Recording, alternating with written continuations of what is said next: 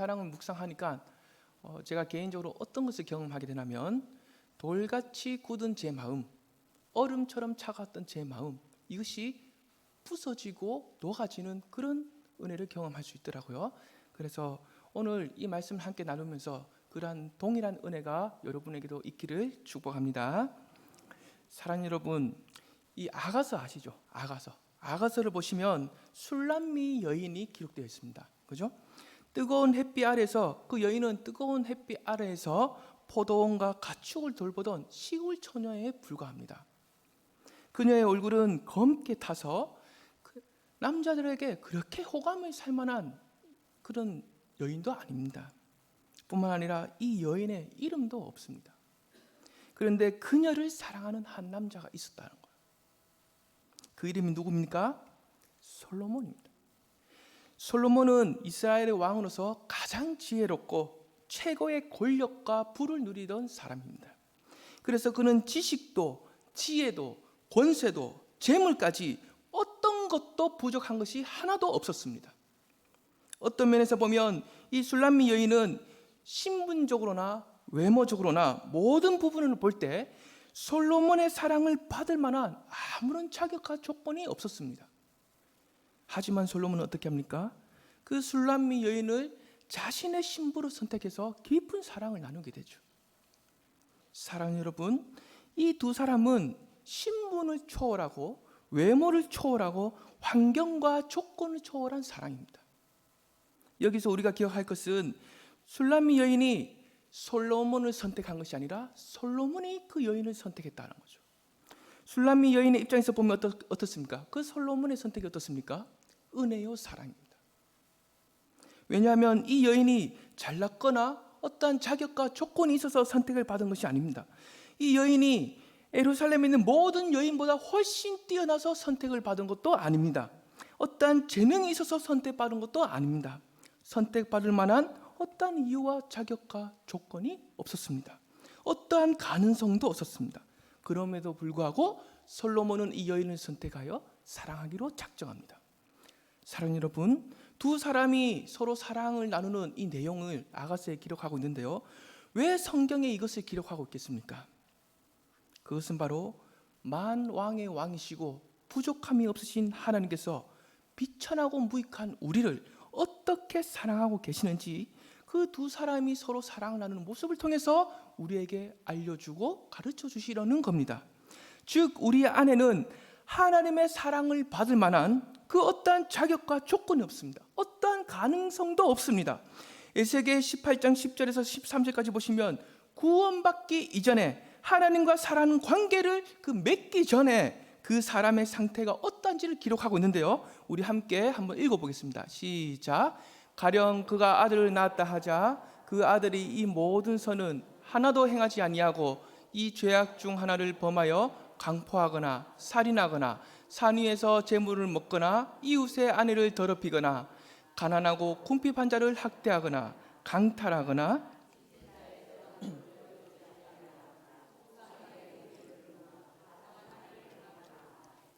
별일을 위하여 구워주거나 이자를 받거나 할진대 그가 살겠느냐?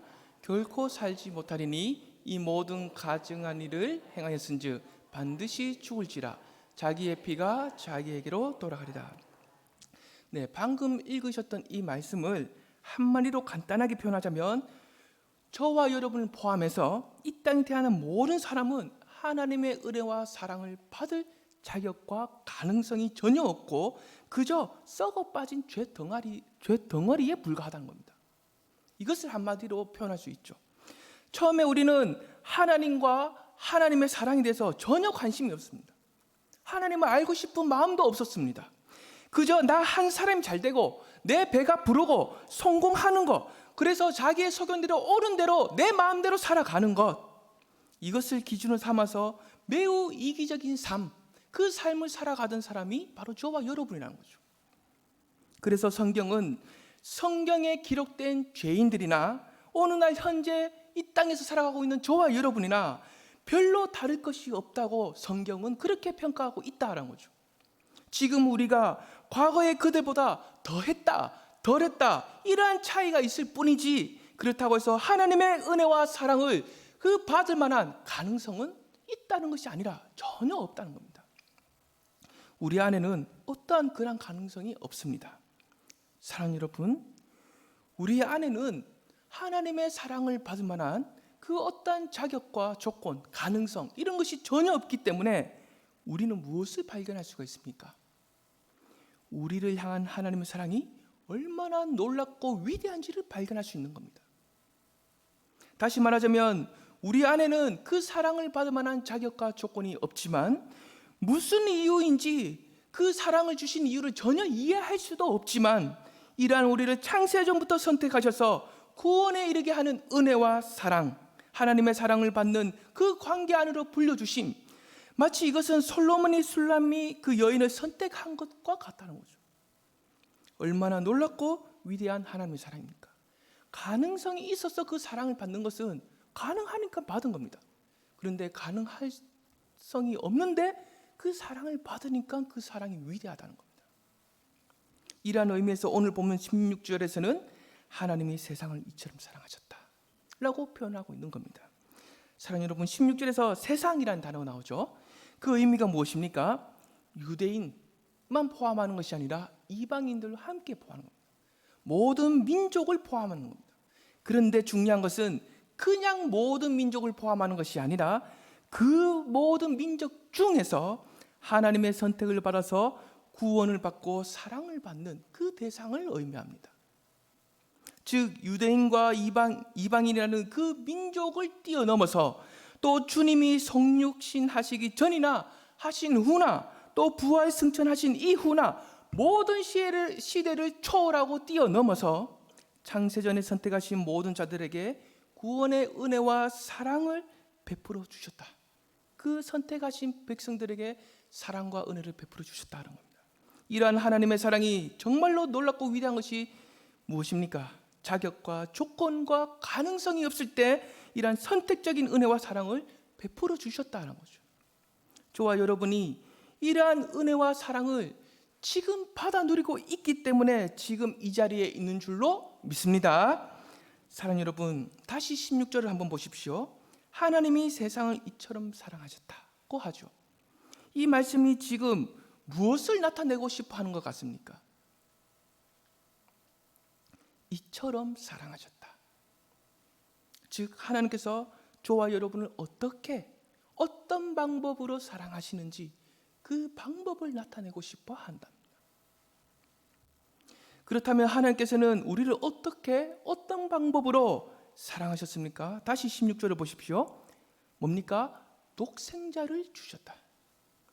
즉 하나님께서 우리를 어떤 방법으로 사랑하셨는가라고 질문을 할 때 독생자 예수 그리스도를 이 땅에 보내셔서 그를 십자가에 달려 죽게 하시는 방법, 그 방법으로 저와 여러분을 사랑하셨다는 겁니다.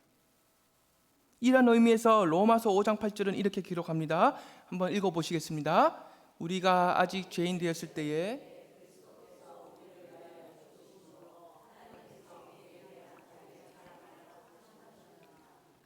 사랑 여러분, 독생자 예수 그리스도를 십자가에 죽게 하신 그 사랑하심의 방법, 하나님께서 사랑하시는 방법을 통해 우리는 또 무엇을 발견할 수 있습니까?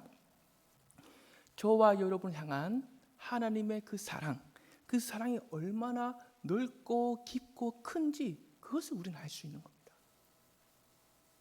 우리가 이것을 이해하기 위해서 가장 먼저 알아야 될 것은 독생자의 의미입니다. 일반적으로 독생자의 의미는 하나뿐인 아들, 우리는 그렇게 쉽게 이해를 하죠. 하지만 성경에서 예수님을 독생자로 표현할 때는 더 깊은 의미가 있는데 그것은 바로 유일함입니다. 유일함. 독생자, 하나님의 유일하신 아들. 그러면 어떤 부분에서 유일하다는 겁니까? 하나님께서 선택하신 자녀들을 구원하시기 위하여 독생자 예수 그리스도를 이 땅에 보내주셨죠. 그 예수 그리스도는 우리를 구원하는 동시에 하나님과 우리의 관계를 사랑하는 관계로 맺어줄 수 있는 오직 유일한 분, 바로 그분이 독생자 예수 그리스도라는 겁니다. 이 외에는 다른 길이 없고 다른 진리도 없고 다른 생명도 없다는 겁니다. 오직 예수 그리스도 뿐이라는 거죠. 이러한 의미에서 성경은 주님을 하나님의 독생자라고 기록하고 있는 겁니다. 사랑하는 여러분, 나 자신을 희생하는 것이 편하겠습니까? 아니면 내 자녀를 희생시키는 것이 편하겠습니까? 나 자신이죠. 나 자신. 내 자녀가 힘든 것보다 내가 힘든 게 더 낫습니다. 그렇죠? 여기서 우리는 무엇을 발견하게 됩니까? 하나님께서 독생자를 내어주심. 정말 불가능할 만큼 힘들고 어려운 선택이었다는 겁니다. 정말 불가능할 만큼 힘들고 어려운 그 독생자 예수 그리스도로, 그 존귀하신 예수 그리스도를 무익하고 비천한 저와 여러분을 향해서 십자가에 내어놓으셨다는 겁니다. 사랑하는 여러분, 16절 하반절을 보십시오. 독생자 예수 그리스도를 통해서 나타내신 하나님의 사랑, 그 사랑을 믿으면 어떻게 된다고 합니까? 멸망하지 않고 영생을 얻게 된다라고 하죠. 너무나 놀랍지 않습니까? 아무런 자격과 조건이 없는 저와 여러분을 그 놀라운 사랑을 베푸실 뿐만 아니라 놀라운 선물까지도 주신다는 겁니다. 우리에게 무한한 그 사랑을 베풀어 주시는 것만으로도 가슴이 벅찬데 놀라운 선물까지도 주신다는 거죠. 사랑하는 여러분, 하나님께서는 우리가 아무런 자격과 조건이 없는 상태에서, 그러한 상태에서 어떻게 하셨습니까? 영원히 사랑하기로 선택하고 작정하셨습니다. 하지만 우리의 모습과 행동, 살아가고 있는 우리의 모습을 보면 어떻습니까? 내가 이런 실수도 하고 저런 실수도 하고 이런 못난 점도 있고 이런 연약함과 부족함도 있고 하나님 앞에서 참 부끄러운 모습도 많고, 그런 모습을 떠올려 보면 어떻습니까? 하나님께서 과연 나 같은 사람을 정말로 정말 사랑하실까? 이런 생각이 들 때가 있겠죠. 내 흠과 허물이 더 많이 보게 될수록 피하고 싶고 감추고 싶고 사람들 앞에서는 말하지 못하지만 내 혼자서 하나님이 나 같은 사람 사랑하고 있을까? 흔들리는 마음으로 살아가고 있는 경우도 있겠죠. 그 이유가 무엇입니까? 왜 이러한 문제가 생기는 겁니까? 하나님의 사랑을 조건적인 사랑으로 생각하고 있기 때문입니다. 그래서 그 조건을 적당히 어느 정도 충족시키게 되면, 행위로 어느 정도 충족시키게 되면 어떻습니까? 내 마음이 좀 편합니다. 이것은 하나님께서 베풀어 주신 사랑을 믿음으로 누리는 것이 아니라 행위로 누리려고 하는 잘못된 방법입니다. 사랑하는 여러분, 하나님께서 베푸시는 사랑은요, 내가 조건을 맞춰서 누리는 것이 아니라 오직 믿음으로 누리는 줄로 믿습니다. 그렇다면 좀 더 구체적으로 우리가 어떤 믿음을 가져야 할까요? 어떤 믿음을 가져야 그 사랑을 누릴 수 있는 겁니까? 로마서 8장 31절에서 32절입니다. 읽어보시겠습니다.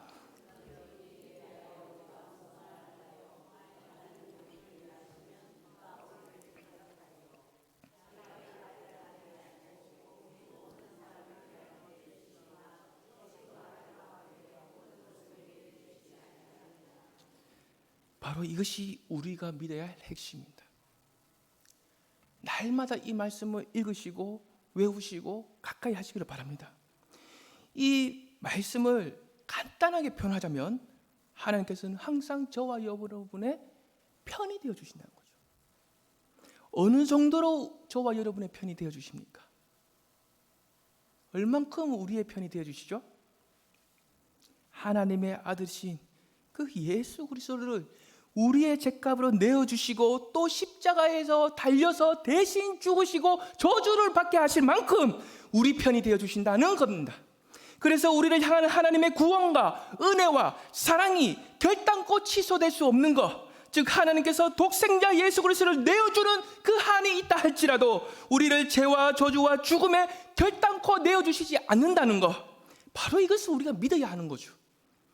사랑하는 여러분, 하나님께서 이렇게까지 저와 여러분을 위하고 계시는데 누가 우리를 감히 대적을 하겠습니까? 하나님이 선택하시고 사랑하시는 저와 여러분을 누가 그 사랑의 관계를 끊을 수가 있겠습니까? 우리의 실수와 연약함, 우리의 부족함, 우리의 못난 모습, 이것이 그 사랑하는 관계를 끊을 수 있겠습니까? 아니요. 그런 것도 끊을 수가 없습니다. 이와 관련해서 로마서 8장 38절에서 39절을 이렇게 기록합니다. 한번 읽어보시겠습니다. 내가 확신하노니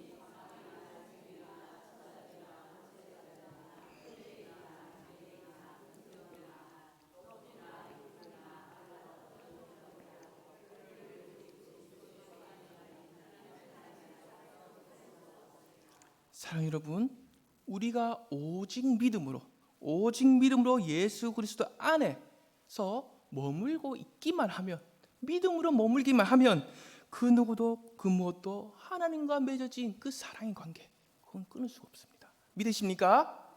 그 이유가 무엇입니까?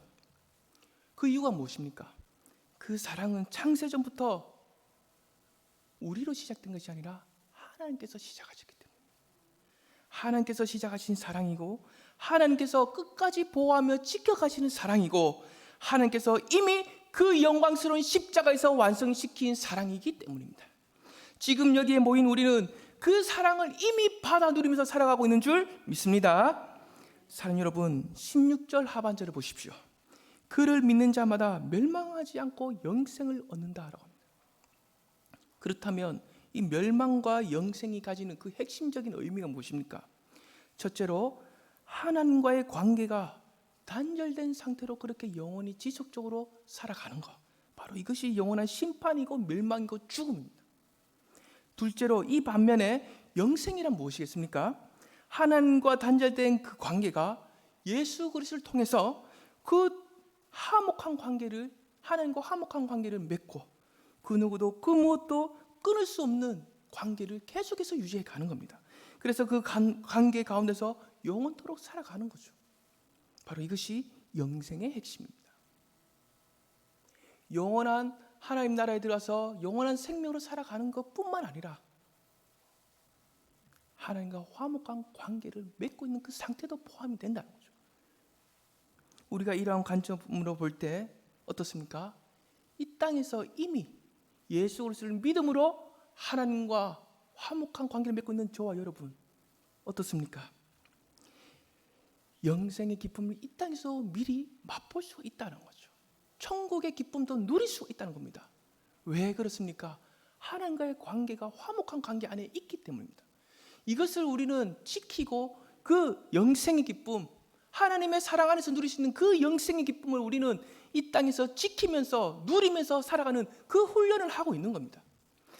어떠한 걱정과 근심이 몰려와도, 어떠한 환경적인 어려움이 찾아와도 하나님과 화목한 관계에서 누릴 수 있는 그 영생의 기쁨, 사랑에서 누릴 수 있는 기쁨, 이것을 절대로 빼앗겨서는 안 된다는 거죠.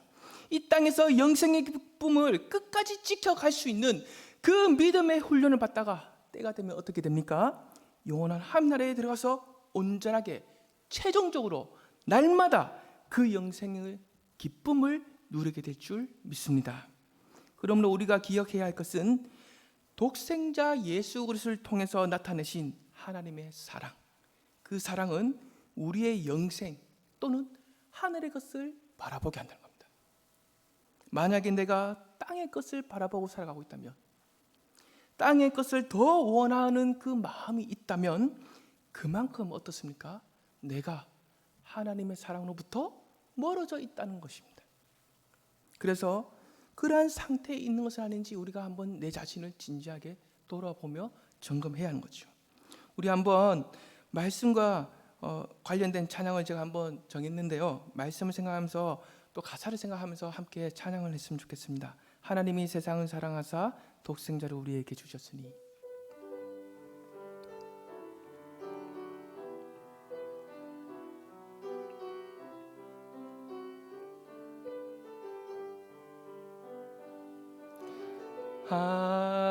하나님이 세상을 사랑하사 독생자를 우리에게 주셨으니 주를 믿는 자마다 멸망치 않고 영원한 생. 우리 다시 한번 찬양하겠습니다. 하나님이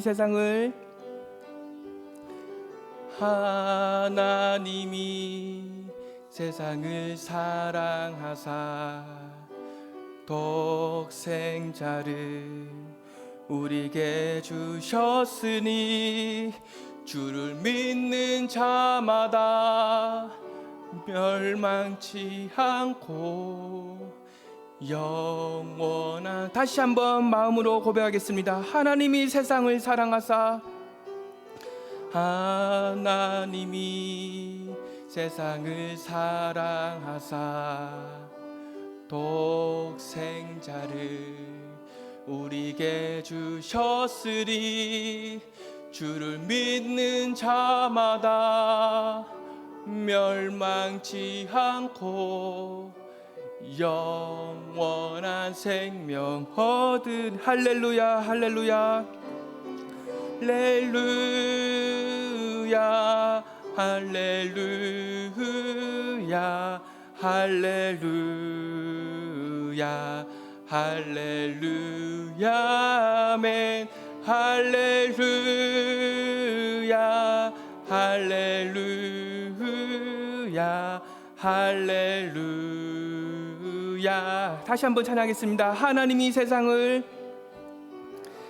하나님이 세상을 사랑하사 독생자를 우리에게 주셨으니 주를 믿는 자마다 멸망치 않고 영원한 생명. 할렐루야 할렐루야 할렐루야 할렐루야 할렐루야 할렐루야 아멘. 할렐루야 할렐루야 할렐루 할렐루 할렐루 할렐루야 할렐루야 할렐루야 할렐루야 아멘. 할렐루야 할렐루야 할렐루야 아멘. 사랑하는 여러분, 오늘 말씀 19절을 잠시 한번 보십시오. 빛이 세상에 왔다. 빛이 세상에 왔다고 하죠. 그 빛은 누구를 의미합니까? 하나님의 사랑을 분명하게 선명하게 나타내시는 참빛이신 예수 그리스도를 의미합니다. 그 예수 그리스도가 이 세상에 오시니까 어떤 현상이 나타나고 있습니까? 먼저 20절을 보시면 악을 행하는 자는 예수 그리스도를 미워하며 가까이 나오지를 않습니다. 이 반면에 21절을 보시면 진리를 따르는 자는 어떻게 하고 있습니까? 예수 그리스도 앞으로 나오고 있습니다. 여기서 우리가 기억해야 할 것은 16절과 17절에서 기록하고 있는 것처럼 하나님께서 독생자 예수 그리스도를 이 땅에 보내주심, 그 보내주심은 신분이 어떻든지 환경이 어떻든지 과거에 어떻게 살아왔든지 간에 그를 믿고 따르는 자에게 영생과 구원의 은혜를 베풀어 주시는 것, 바로 이것이 가장 우선적인 하나님의 목적이다라는 겁니다. 이것을 또 다르게 표현하자면 이렇게 할 수 있습니다. 하나님께서 나타내신 그 위대한 사랑, 그 사랑을 믿지 않고 거부한다면, 즉 독생자 예수 그리스도를 믿지 않고 거부할 때는 본인 스스로가 자기 인생, 자기의 죄, 자기의 형벌, 저주, 영원한 멸망까지 이 모든 것을 다 책임져야 한다는 겁니다. 참으로 은혜 높고 다행인 것은 무엇입니까? 오늘 여기에 모여있는 이 자리에 있는 저와 여러분은 그 독생자 예수 그리스도를 믿고 있다는 겁니다. 오늘날 우리가 예수 그리스도를 믿고 있다는 이 자체가 창세전부터 시작된 하나님의 은혜와 사랑을 지금 현재도 이미 받아 누리고 있음을 확신하시기를 바랍니다. 이 모든 은혜와 사랑을 기억하면서 하나님께 감사와 기쁨으로 영광을 돌리시고, 동시에 또 다른 누군가에게 찾아가서 이 은혜와 사랑을 뜨겁게 나눌 수 있는 저와 여러분이 될 수 있기를 간절히 축복합니다. 기도하겠습니다.